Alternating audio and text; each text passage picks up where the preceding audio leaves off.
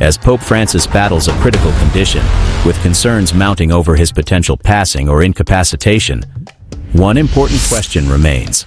Could the lone, predominantly Christian nation in Asia finally see one of its own as the highest official of the Roman Catholics worldwide? For centuries, the papacy has been dominated by Europeans, with Italians holding the majority of these positions. The election of Pope Francis marked a transformative shift, breaking with tradition and embracing a vision of a truly global church. Now, all eyes are turning to Cardinal Luis Tagle of the Philippines, a rising figure whose name is gaining momentum as a potential successor. Could this signal a groundbreaking moment in history? The Philippines welcoming its first ever pope? These speculations are not without basis, especially when considering the close bond between Pope Francis and Cardinal Tagle. His profound influence within the Roman Catholic hierarchy is undeniable. This was solidified with him being appointed to an important position in the Church. But who really is Cardinal Tagle? How might his potential succession to the papacy reshape the trajectory of the Church's history? We begin our story with knowing more about the life of the man who's about to make a history for the Philippines and Asia in general. Luis was born on June 21, 1957, in the bustling heart of Manila.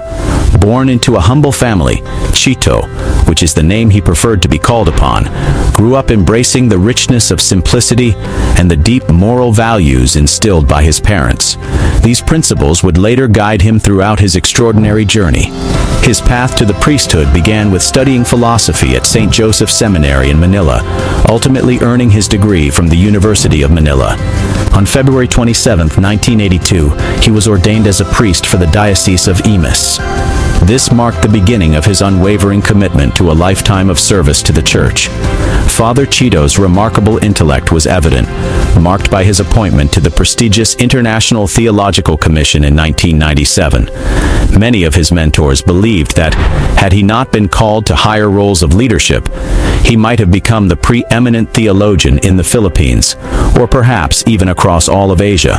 Upon returning to his homeland, he dedicated himself wholeheartedly to pastoral service, guiding parishes, leading as the rector of the diocesan seminary, and sharing his profound knowledge as a theology professor in 4 seminaries. Tagle's journey to prominence reached a pivotal moment on October 22, 2001, when the late Pope John Paul II appointed him as the Bishop of Imus, entrusting him with the spiritual care of a diocese of 2.6 million Catholics. Over his decade of service as a bishop, Tagle embodied the principles of simplicity and humility, owning no car and regularly welcoming the poor to share meals with him, living as a true servant of God's teachings. A decade later, on October 13, 2011, he stepped into an even greater role, assuming the esteemed position of Archbishop of Manila.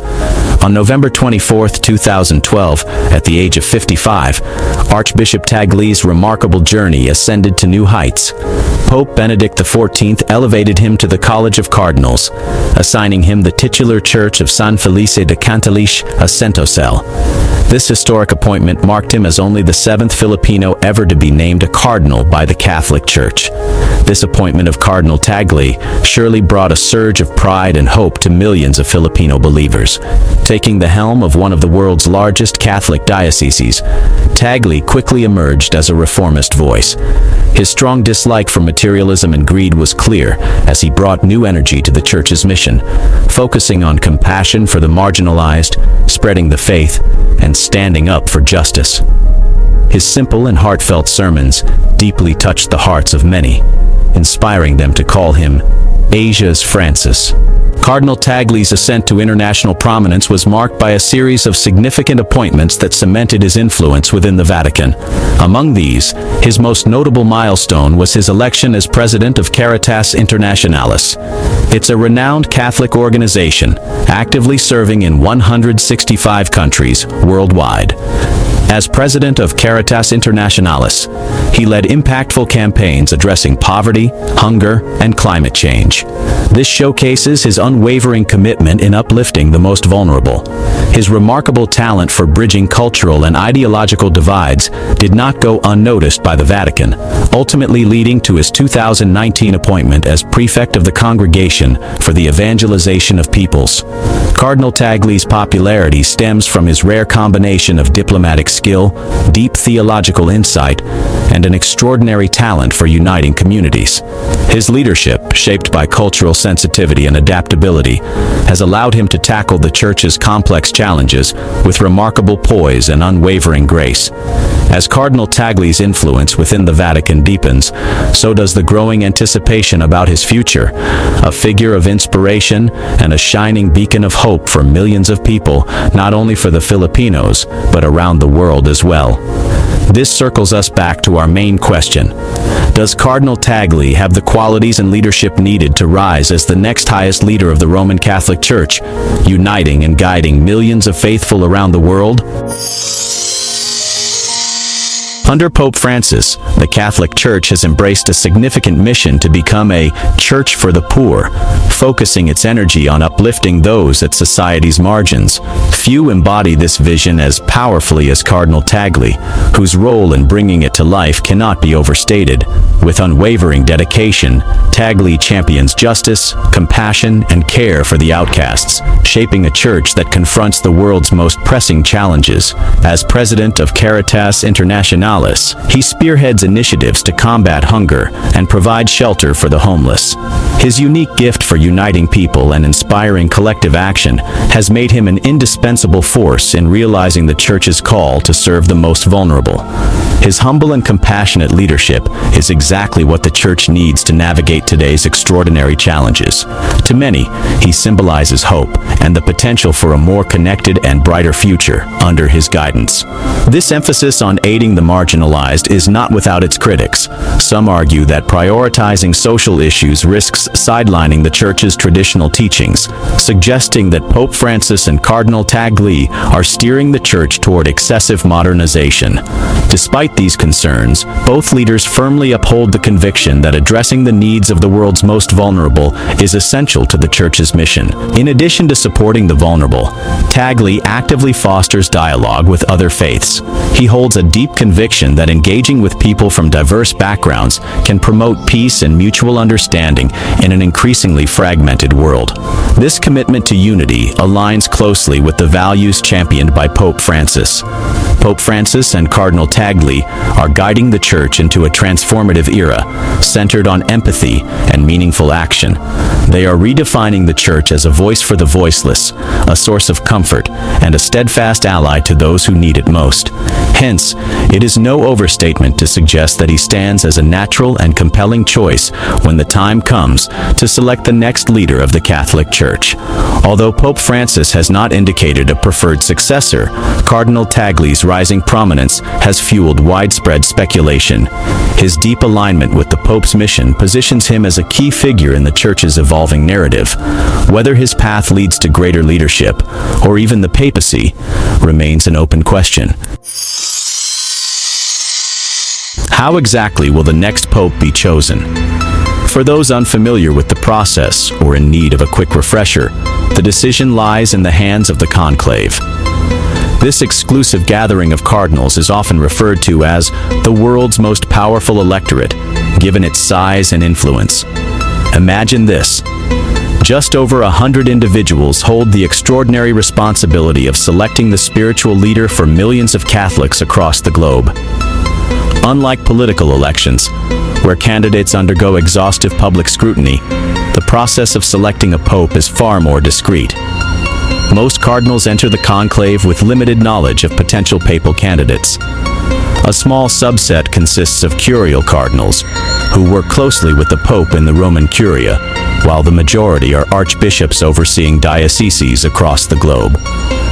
Pope Francis has significantly reshaped the College of Cardinals, Breaking from tradition, he has bypassed prominent archdioceses like Los Angeles, Venice, and Milan, opting instead to elevate leaders from the peripheries who embody his pastoral vision and commitment to the marginalized.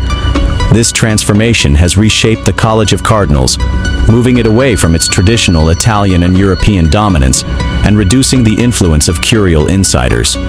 Instead, it now mirrors the global church more closely, with increased representation from Asia and Africa. As a result, the idea of the next pope hailing from these regions is no longer a far-fetched dream, but a genuine possibility. Aside from Cardinal Tagle, who are considered as the front-runners to becoming the next pope, among those seen as potential successors to Pope Francis is Cardinal Pietro Parolin, the Vatican's Secretary of State. Parolin's role overseeing Vatican diplomacy and administration makes him a key figure in the Church. Cardinal Parolin's strengths lie in his long career as a diplomat and his connection to the Church's conservative roots. Before joining the Synod of Bishops, Parolin gained respect for his work as Secretary of State, where he managed the Church's global relations and upheld its traditional influence. Many see him as a steady, pragmatic leader, favoring small, careful changes over bold reforms. Parolin's Italian heritage also ties him to the Church's historical power base, appealing to those who value stability and continuity. While his experience makes him a strong candidate, some critics feel his cautious approach may not address the modern challenges the Church faces. Another strong contender is Singaporean Cardinal William Goh, who shares many of Cardinal Tagle's strengths, his Anglophone background and Asian heritage, enabling him to connect with a global audience while representing a less Eurocentric Catholic community. However, Cardinal Goh may have an added advantage in his ability to bridge divides and engage more effectively with conservative factions within the Church. In contrast, Cardinal Tagle is widely regarded as a voice for the progressive wing of the Church, known for his compassionate stance on sensitive issues. He has previously criticized the use of harsh words against LGBT Catholics, advocating for a more inclusive approach. But Cardinal Tagle's contentious domestic record has sparked debate, casting doubt for some on his suitability for the papacy. He faced widespread criticisms for allegedly involving the Church in partisan politics, particularly through his outspoken disapproval of then-President Rodrigo Duterte. His actions were seen by some as a violation of the constitutional principle of the separation of church and state. Tagle permitted homilies to include elements of partisan politics, fostering division, hatred, and vindictiveness, as expressed by various cardinals, bishops, and priests. Furthermore, many clerics under his leadership frequently issued highly politicized public statements, and he faced criticism for failing to hold them accountable for such conduct during his tenure. This inevitably raises concerns about his capacity to maintain discipline and hold those under his leadership accountable. Ultimately, the speculation surrounding Pope Francis's successor reflects deeper questions about the future of the Church itself. The decision between leaders like Tagle, Parolin, and Goh is far more than a matter of who will wear the papal crown. It is a choice that will define the Church's path in an increasingly divided and complex world. Will it embrace progressive reforms, or will it hold steadfast to tradition? The direction it takes will shape its influence and relevance in modern society for generations to come. Whoever steps into the role will inherit immense responsibility, navigating a landscape fraught with challenges. What truly matters is that the next pope embodies wisdom, compassion, and vision, championing initiatives that inspire and strengthen the faith of millions while guiding the Church into a future filled with hope and purpose. But what are your thoughts about Cardinal Tagle? Let us know your thoughts below and subscribe to be part of our community. Until the next one.